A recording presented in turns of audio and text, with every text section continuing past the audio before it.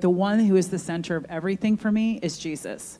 It's always been Jesus. Kevin's a great person to share this life with, and I'm not alone, but he can't be everything to me. He had to release himself from the burden. I had to release him from the burden of being everything to me, and he had to release me from the burden of being everything to him. The only one that I can walk this life out, who has the best answers, who can comfort my heart, who can be the, Boaz when I need it to be, or just pick one of the guys in the Bible. There's no such thing as a perfect person. And so I choose to walk this life with him. I choose to share this life. So there's no relationship that cannot heal, that cannot be restored, that cannot be revived, that cannot be rejuvenated. None.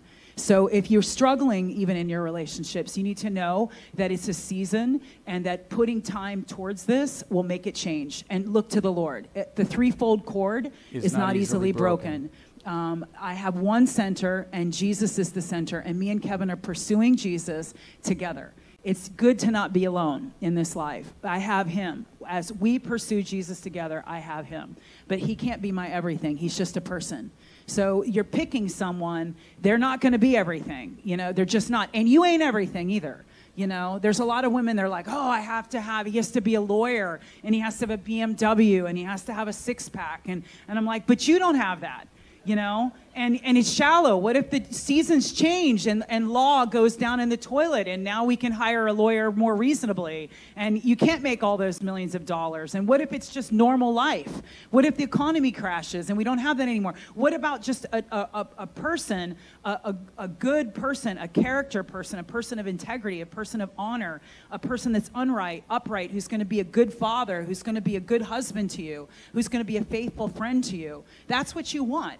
That's what you want. Again, seasons change. So I just wanted to put that in there, because a lot of times, again, that fallacy that we look at our husbands, that I've looked at my husband of not being, or I've seen all of his imperfections. Wow, you've been doing this for 10 years. Wow, you've been doing this for 20. Mm-hmm. I see all his flaws because I've been with him so long, and he sees all mine. I have to choose to have fresh eyes.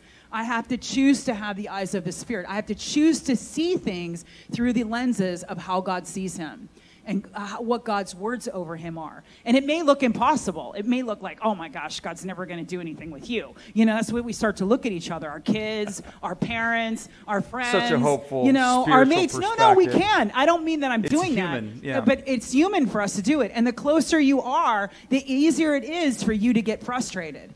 The longer you've been with someone, the easier it is to get frustrated with that mate. But listen, God can change anything. Intentionality makes a big difference. Even in sex, intentional bonding, intentional creation of intimacy. Actual sex does not start from the act. Sex starts from emotion and connection. It's words, it's atmosphere. That's how affairs start. That's how you jump in the bed with someone that you're not married to. Same thing.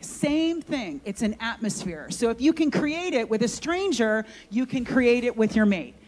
All it takes is effort and intentionality, just like raising your kids. You want to be a good mom? You want to be a good dad? You didn't have a good mom? You didn't have a good dad? You've got gaps. Intentional focus and purpose towards those areas is what makes you different. Get in the Word. Get good books. Get Christian books. Married relationship is way better than being single and dating and changing partners like you're in a dance contest or something.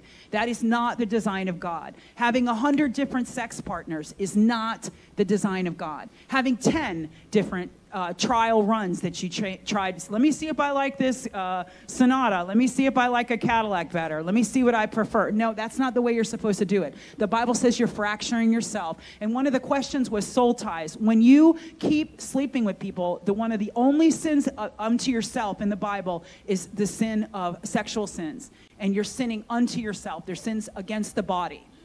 You're fracturing your spirit, and you're creating soul ties to yourself. You do not need to do that. You don't become better in bed because you've had 10 partners. You become better in bed because you've been with one partner and you've developed a healthy intimacy with that person.